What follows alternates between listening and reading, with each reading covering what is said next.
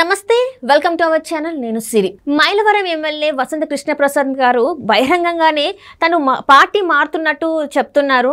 ఎందుకంటే వైసీపీలో ఇప్పటికే చాలా మంది ఎమ్మెల్యేలు ఎంపీలు మారిపోయారు, కొంతమంది సీట్లు చిరిగిపోయినాయి.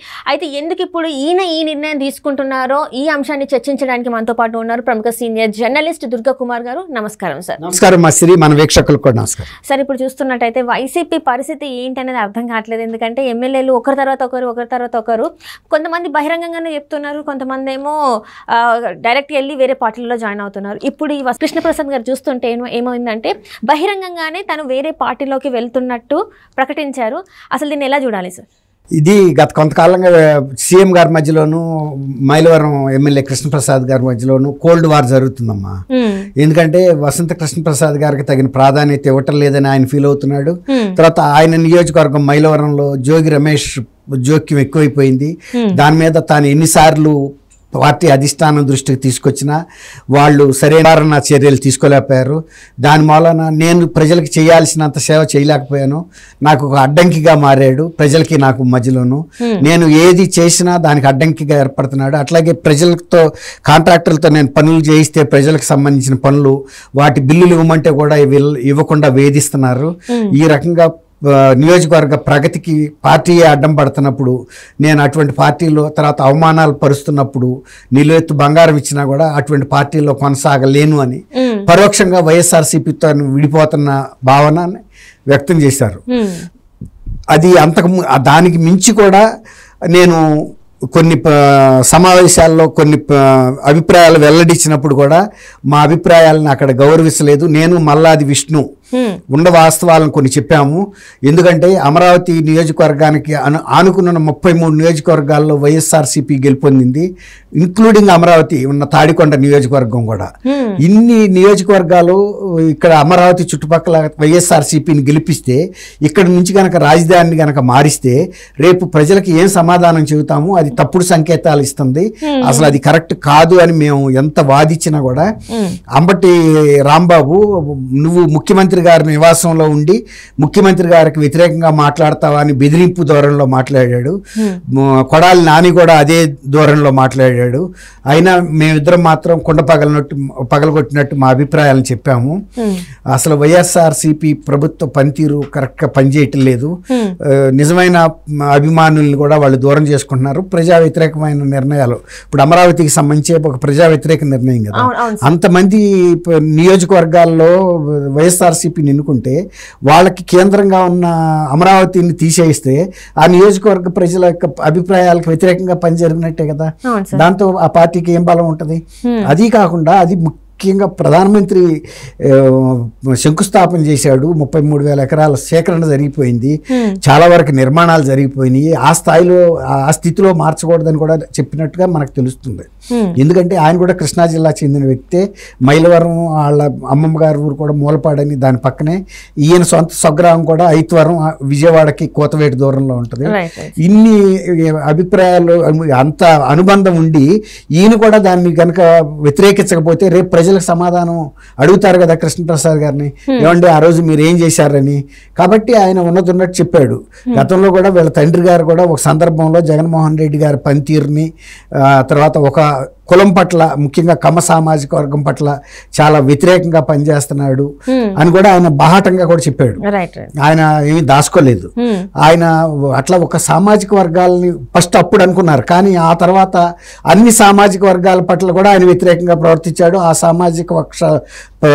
సామాజిక వర్గాల మీద దాడులు దాష్టికాలు కూడా చేశాడు.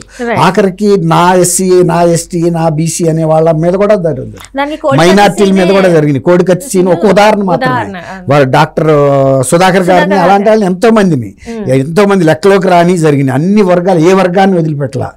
ఆఖరికి ప్రజాస్వామ్యాన్ని ఎంత కూనీ చేశాడంటే, ప్రజాప్రతినిధులు నామినేషన్లు వేస్తే వాళ్ళని పోలీసు స్టేషన్లకు పిలిపించి నీ మీద నీచమైన కేసులు, ఏది వ్యభిచారం లేకపోతే గంజాయి అమ్మినట్టు, దొంగసారా అమ్మినట్టు కేసులు పెడతామని బెదిరించి వాళ్ళతో ఉపసంహరణ చేయించి ఈ విధమైన అప్రజాస్వామిక పనులు అనేకం చేశాడు. సొంత బాబాయిని కుటుంబంలో వాళ్ళు చంపితే దాన్ని పక్క పార్టీల మీద వేసి అట్టలబ్ధి పొందాడు.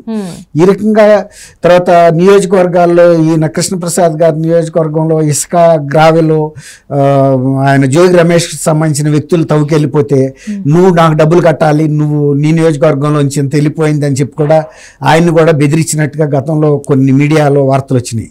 అయితే ఆయన అంత ధీటుగానే సమాధానం చెప్పాడంట, నేనేం చేయలేదు, నాకు అవసరం లేదు, నాకు ఆర్థికంగా నాకు స్థిరపడి ఉన్నాను, అసలు రాజకీయాలే నాకు చేయాల్సిన అవసరం లేదని.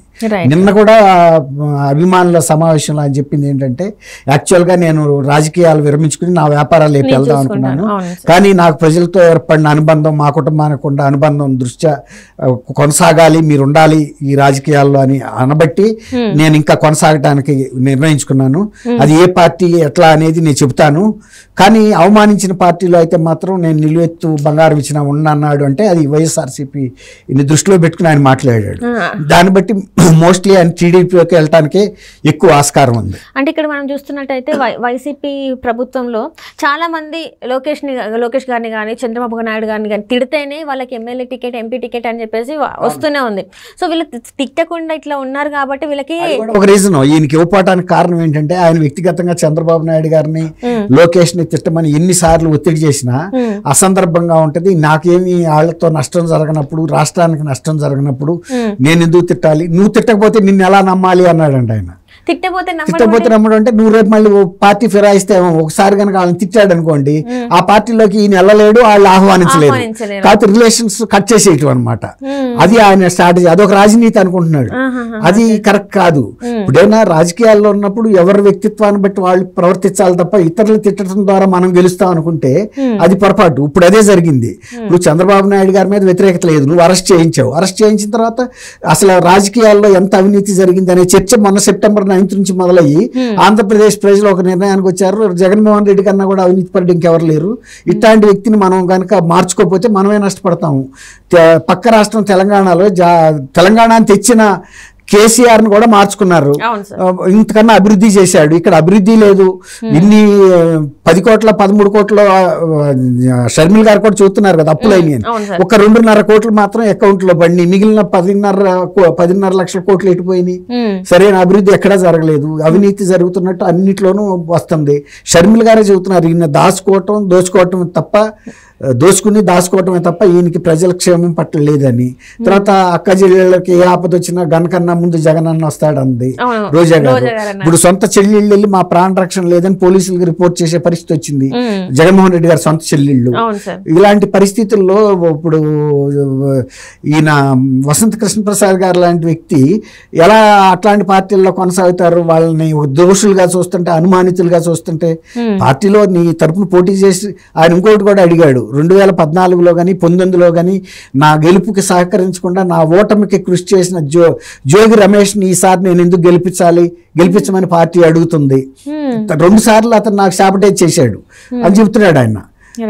ఇంత వ్యతిరేకతని అతను నాకు చేసినప్పుడు, కీడు చేసినప్పుడు నేను ఆయన్ని గెలిపించే బాధ్యత నాకేం అవసరం అని, అందుకని తనే నిలబడుతున్నాడు. అంటే ఓ రకంగా ఆయనకి సీటు డినై అయిపోయిందని కూడా పరోక్షంగా చెబుతున్నాడు.